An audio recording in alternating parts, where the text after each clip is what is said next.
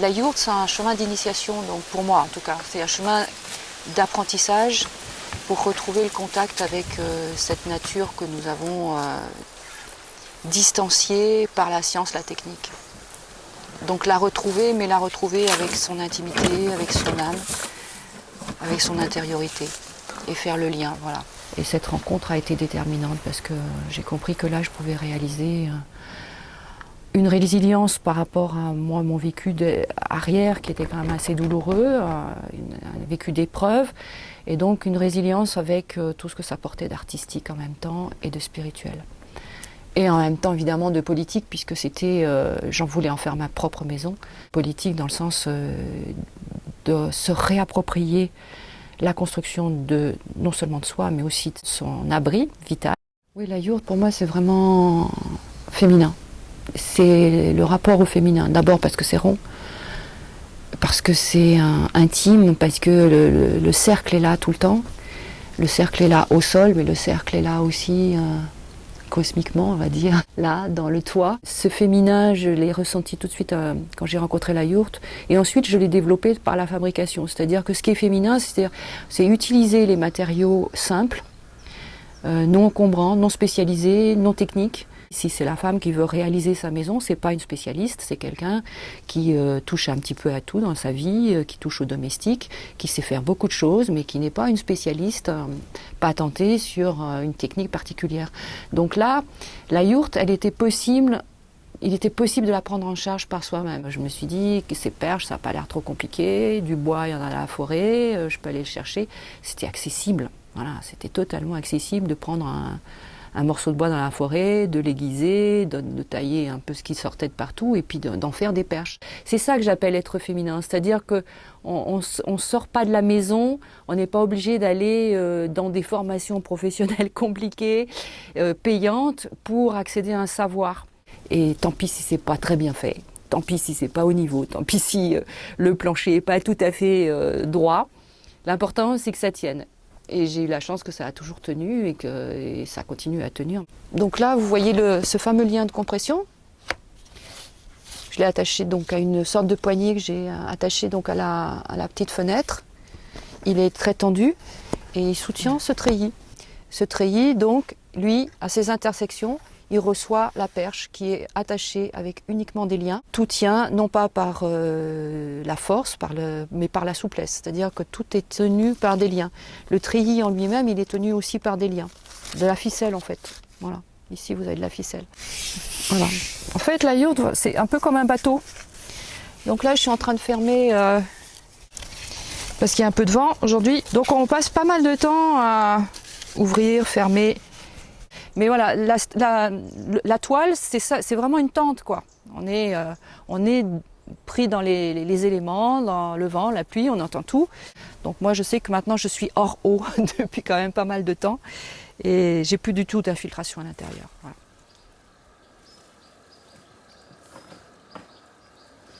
La yourte est dans un vide juridique. Donc c'est vrai que pour les précurseurs, ça a été relativement facile.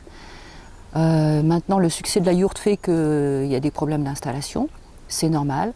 Il y a aussi une marchandisation de la yourte, évidemment, une récupération par le système capitaliste de cet objet d'art vernaculaire. Il y a quand même une différence entre la petite yourte tente telle que celle que vous voyez ici, et puis les yourtes beaucoup plus sophistiquées qui sont faites maintenant par des marchands avec qui il faut des camions pour monter la yourte, enfin qui sont plus des chalets ronds. Et qui, à mon avis, c'est légitime qu'elle rentre dans le code de l'urbanisme et qu'elle soit soumise à des autorisations administratives, ce qui n'est pas le cas pour des simples tentes. Et j'espère qu'on va pouvoir quand même continuer à dépendre de la législation du camping, qui est une des législations les plus cool, disons, d'Europe. On est vraiment dans une remise en question politique de l'urbanisme, avec non pas une invasion des zones naturelles et des zones agricoles, mais une remise en question de comment est-ce qu'on cultive, de comment est-ce qu'on pratique l'autosubsistance, comment est-ce qu'on habite. Voilà, c'est une véritable remise en question. Alors, s'intégrer dans le code de l'urbanisme, là, c'est peut-être un petit peu précoce.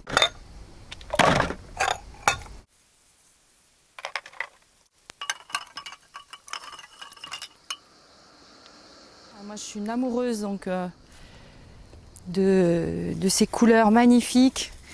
À chaque saison, chaque jour, ça change, sous la lune, sous les étoiles, sous le soleil. Et du coup, je me prends un peu au jeu, j'en mets un peu partout parce que pour moi, ça c'est la gaieté, c'est la joie, quoi. Le drapeau au milieu du verre, au niveau des fougères, c'est, je rigole avec la vie, je suis dans le bonheur, quoi. Voilà, il y a ce vent, il y a ça parle. C'est pour, ce que j'appelle donc la chapelle du Micocoulier. Donc j'ai pas de religion, hein, je veux dire, bon voilà, ma religion c'est mon intériorité, c'est la nature, c'est la beauté, c'est la couleur, mais c'est devenu une sorte de chapelle. Le vent joue encore dans les couleurs et ça a une forme un peu tipi, etc. C'est du land art complètement spontané, j'ai pas de réflexion de volonté primaire, ça vient au fur et à mesure de ce que je vis en fait, hein, de ce qui se présente. Donc ça voilà, c'est aussi du land art, hein. J'ai récupéré un vieux drap et puis cette petite terre là, c'est les résidus de cette bûche qui est là-bas, qui a été grattée par un blaireau. Il cherche les vers à l'intérieur des bois un peu pourris et ça génère une sorte de crème, de poussière. Donc j'ai utilisé cette poussière comme on utilise une peinture. Ça a vécu juste le temps que je le fasse. Et là, ça y est, il est fini, donc je renvoie le soleil à l'univers. Quand on se balade, on voit des choses merveilleuses et c'est pareil, ça disparaît. À chaque balade, on trouve d'autres choses. L'artiste du land art, c'est un peu la même chose. Il n'y a pas d'accumulation, on ne peut pas accumuler ses œuvres.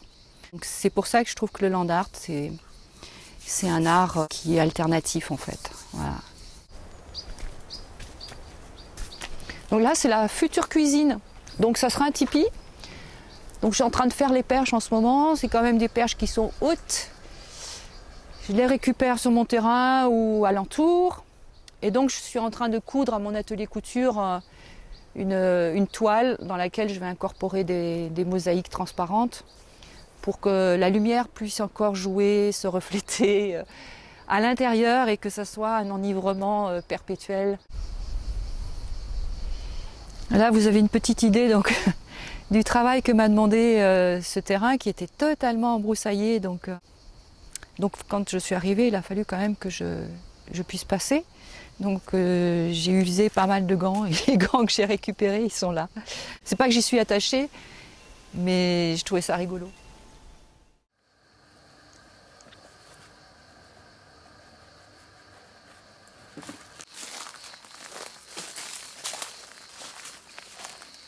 Donc là, ça c'est un outil que j'aime bien, c'est une plane, ça écorce. C'est le premier outil que je ne connaissais pas, que j'ai appris à manipuler quand j'ai commencé les yourtes en 95. Je découvre quand j'ouvre un arbre, que j'abats un petit arbre, et ben, quand je l'épluche, je découvre la texture du bois et j'ai toujours beaucoup d'émotions à toucher la sève. Voilà. Donc celui-là, je l'ai abattu il y a 2-3 jours, donc il est bien frais. Est-ce que c'est un travail de femme ? Alors, c'est un travail de femme, oui, c'est de l'épluchage. C'est pas compliqué, puis ça demande même pas beaucoup de force physique. Hein. Non, je trouve ça plutôt agréable et facile à faire. On a des perches assez vite. Bon, de temps en temps, je prends la petite hache pour enlever les nœuds là. Mais je vais vous dire, non, je préfère le faire toute seule. Hein. Les mecs, quand ils arrivent, ils savent tout et ils vous expliquent tout, comment il faut faire. Il faut avoir un niveau, il faut tout calculer. Alors ça vous prend déjà 3 heures, rien que pour que vous compreniez ce que vous avez déjà compris en 30 secondes. Et puis après, ils le font à votre place. Alors c'est bon, je veux pas d'homme là, merci sur ce plan-là. Ni homme, ni spécialiste.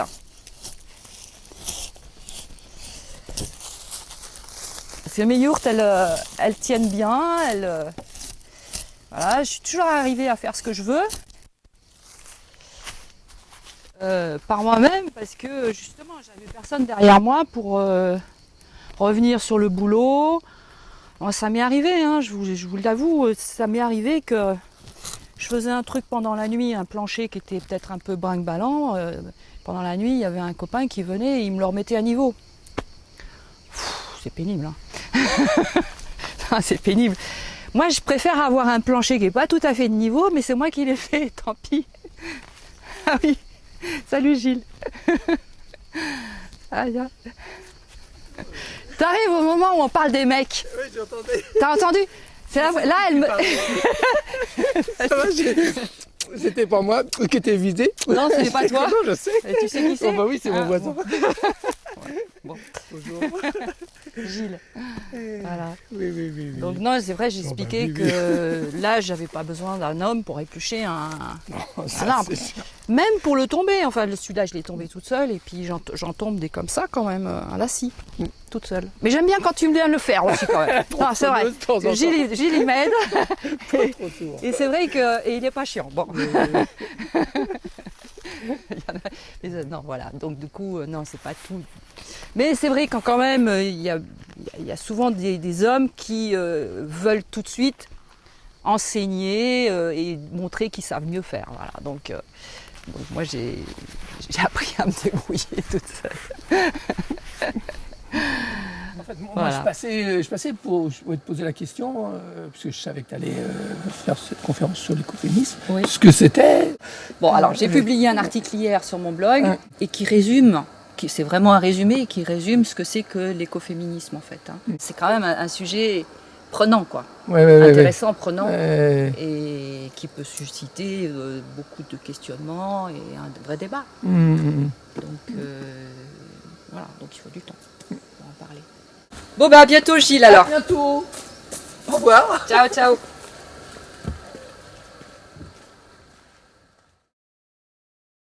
L'écologie, c'est s'occuper de son écosystème, de l'environnement, et puis le féminisme, c'est l'émancipation de la femme. On ne peut pas séparer les deux. Qu'on analyse dans l'écoféminisme l'exploitation de la nature et l'exploitation de la femme comme étant de même nature.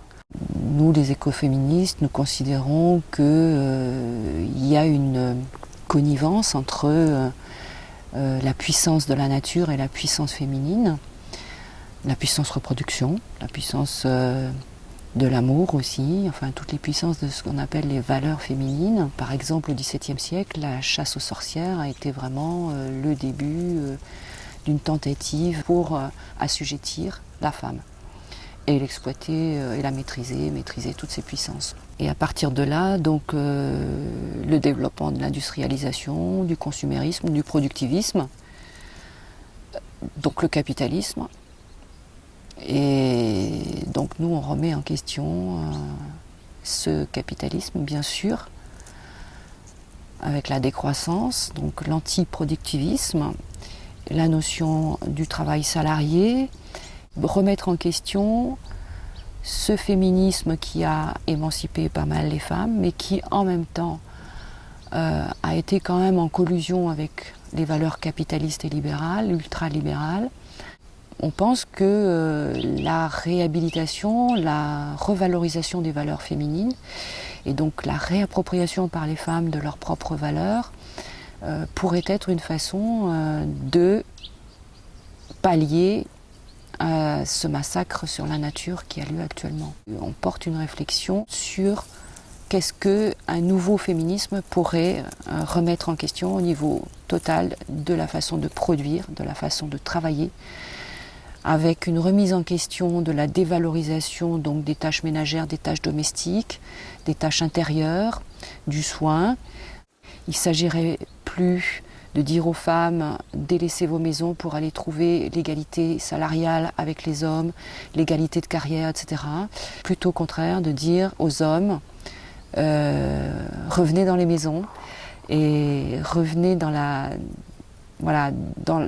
cessation d'un activisme effréné, justement pour arriver à des valeurs plus intériorisées, de façon à réfléchir sur ce qui est en train de se passer. »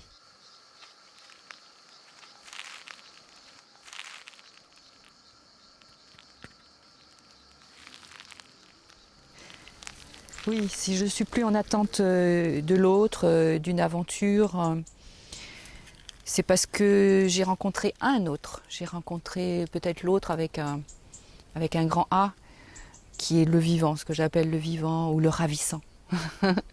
Celui qui a la possibilité, cet espace, cet être, je ne sais pas, qui a la possibilité d'offrir le ravissement, la grâce. Et ça, ben, moi je l'ai trouvé dans la solitude, je ne l'ai pas trouvé avec d'autres personnes. Voilà.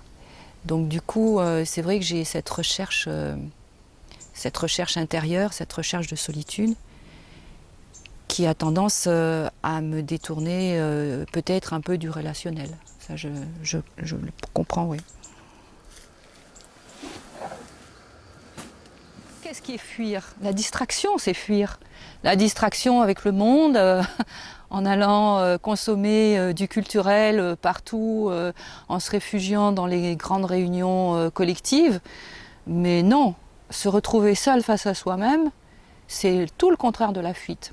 Au contraire, c'est accepter de se regarder et de s'accompagner soi-même. Et j'ai l'impression que c'est tout le contraire qu'on nous propose dans la société. La valorisation aujourd'hui de la personne passe par l'accumulation, le capital rencontre, le capital culturel, etc. Donc quand on fait le vide et que justement on prend de la distance par rapport à cette capitalisation essentielle pour exister, qu'est-ce qui reste? Qu'est-ce qui reste? Donc il faut aller chercher loin au fond de soi ce qui est nécessaire pour construire une identité. C'est une solitude qui est difficile à atteindre, mais quand on s'en approche, on peut en découvrir toute la richesse. Mais c'est pas simple parce que moi-même je me suis rendu compte, et je me rends compte encore à certains moments, que dès qu'on a une petite trouille là qui se pointe, on a tendance à aller chercher à l'extérieur ce dont on a peur pour se protéger. Et en fait, moi, ma vraie découverte, c'est que plus je vais dans cette solitude et dans cette écoute de l'extérieur, dans cette écoute de l'intérieur, et plus je suis sécurisée en fait. Donc plus je trouve ma plus profonde sécurité. Donc du coup, j'ai de moins en moins envie de fuir à l'extérieur et donc de me distraire. Et quand je me retrouve dehors, dans les distractions, je m'ennuie. Je m'ennuie profondément parce que j'ai qu'une envie, c'est de revenir dans la yourte, mais dans tout ce que signifie la yourte, c'est-à-dire la richesse de l'intériorité et de la contemplation. C'est la joie du silence. C'est faire taire toute l'agitation. Alors il y a la méditation et puis il y a la contemplation pour ça. C'est deux choses vraiment différentes. La méditation, on se vide, on se nettoie, on se fait propre. Et puis quand on est propre, on va à la rencontre de son amoureux. Et voilà, et c'est la danse de l'amour après. La danse de l'amour, c'est dans la contemplation.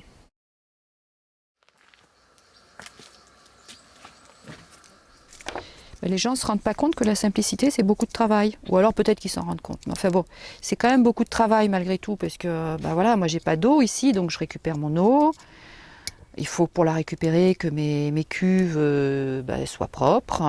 Quand l'été est fini, il faut tout nettoyer. Je suis d'accord de faire ce travail-là qui me demande plusieurs heures chaque jour, etc. Et pareil pour mon bois. Je fais mon bois, et j'ai pas de tronçonneuse, hein. Donc je fais mon bois à la main. Je me chauffe et je cuisine au bois. Bon, j'ai un petit appoint de gaz. J'arrive, ça m'énerve. Mais voilà, la vie quotidienne demande beaucoup de travail. Mais c'est du travail qui a du sens. Voilà. Faire son eau, ça a du sens. Ça a du sens et je suis heureuse de faire ça. Voilà. Parce que quand je payais mes factures d'eau et d'électricité sans regarder, sans savoir, et puis si, sachant que ça allait au nucléaire et sachant que ça allait pour des actionnaires qui en ont rien à foutre de la planète, je me sens pas bien. Je peux pas dire que je me sens bien, je me sens en porte-à-faux avec mes idées, je me sens pas cohérente. Là, je suis cohérente avec ce que je pense, avec ce que j'ai envie de vivre. C'est vrai que j'aime bien manger seule parce que j'ai envie d'écouter les aliments comme j'écoute chaque plante. Et j'ai besoin de me concentrer sur ce que je fais. Et c'est pareil pour dormir seul ou pas. Donc là, moi, je trouve que dormir avec quelqu'un, pour moi, ce n'est absolument plus possible, quoi. Voilà. Il y a des échanges, je sais pas, des fluves qui qui sont pas compatibles avec, je sais pas si on peut appeler ça la spiritualité ou l'intériorité. Et donc, il faudrait une très très grande complicité pour que ça soit possible. Donc là, moi, faire l'amour comme ça avec la première personne qu'on rencontre, c'est quelque chose qui est totalement impensable. Bon, je l'ai fait, hein, je ne dis pas que je ne l'ai pas fait dans ma vie, mais pour moi, c'est triste, c'est une misère. La misère sexuelle, c'est ça, quoi. C'est pas prendre le temps de construire une complicité avec la personne et une grande intimité, une grande rencontre sur des plans beaucoup plus profonds. Si on pratique la sexualité, on pratique ça uniquement. C'est pas un passe-temps parce qu'un soir on va pas bien, qu'on a besoin d'affection. C'est un engagement. C'est un moment de grand art de vivre. Et c'est un moment de grande profondeur, de rencontre des énergies. Donc mélanger ça avec la vie quotidienne, moi je trouve que c'est difficile. Encore des moments. Voilà, alors c'est par rapport à moi, comment maintenant je me situe dans mon cheminement, hein, mais je dis pas que tout le monde doit être comme ça. Voilà. Ce que j'ai fait de mon soin, il est là. Donc on va reprendre. L'eau que je mets là-dedans, c'est donc de l'eau de pluie. J'ai fabriqué un sac, dedans j'ai mis un filtre en céramique à l'intérieur duquel il y a du charbon actif. Ça passe par là et ça tombe dans ma bouteille. C'est de l'eau très pure, de l'eau de pluie filtrée. Donc là je vais aller en chercher dans ma cuve. Donc on fait attention quand on puise l'eau, le matériel avec lequel on la puise. Voilà.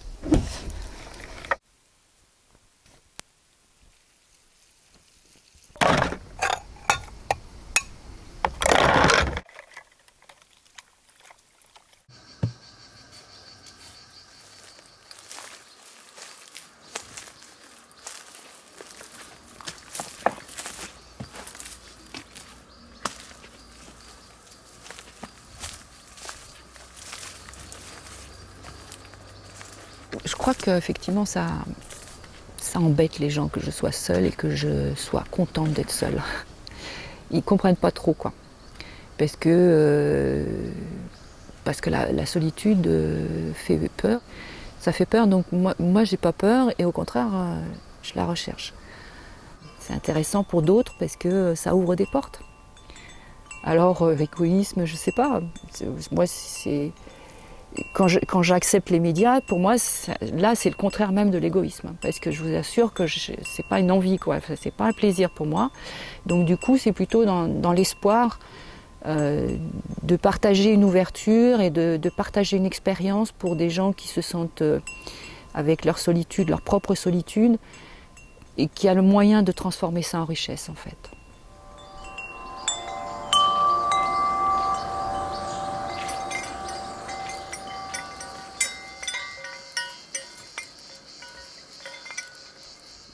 Donc il a fallu tout ce temps-là pour en arriver là.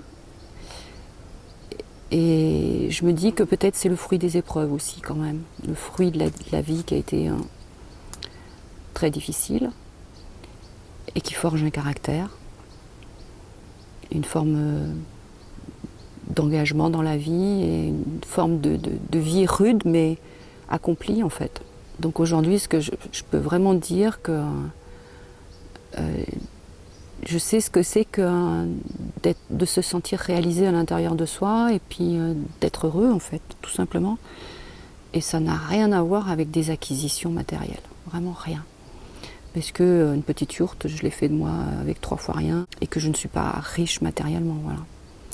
Et bien au contraire, j'ai l'impression que plus je me suis débarrassée de tout ce qui est superfétatoire, plus j'ai accédé à ce bonheur en fait, à cette capacité de remercier. Voilà. Parce que si on n'est jamais content de ce qu'on vit, qu'on passe son temps dans la plainte, dans la demande et dans le désir aussi, dans un désir perpétuel sans limite, où se trouve le contentement? Donc le contentement, moi je peux dire que je l'ai gratuitement tous les jours, quoi. dans ce que je vis. Et donc du coup, j'ai transformé ma pauvreté en richesse.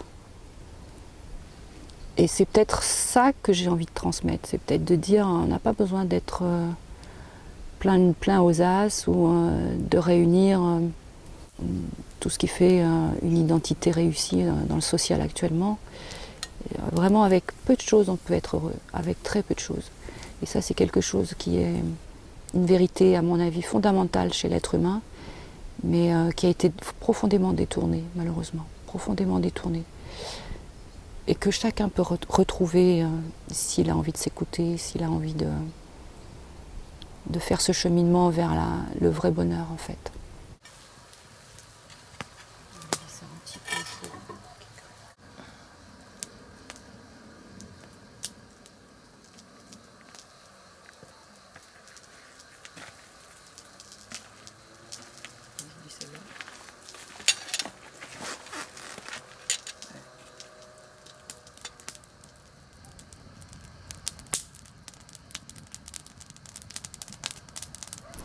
À un moment donné, je suis tellement dans la présence avec ce qui m'entoure et tellement profondément dans le silence à l'intérieur qu'il y a une écoute et un élargissement de la perception en fait. Et à ce moment-là, il y a une sorte de pétillement de joie qui est en train de se réveiller à l'intérieur. Et moi j'appelle ça le ravissement. Et cet état-là, c'est tellement puissant et c'est tellement en chemin, je veux dire, j'ai l'impression que c'est jamais fini, que j'ai qu'une envie, c'est de poursuivre ce recueillement, parce que j'ai l'impression qu'on peut encore découvrir des paysages extraordinaires derrière. Donc, je ne sais pas jusqu'où ça peut aller. Voilà. Un état de fusion, en fait. D'amour, donc. D'amour, vraiment d'amour.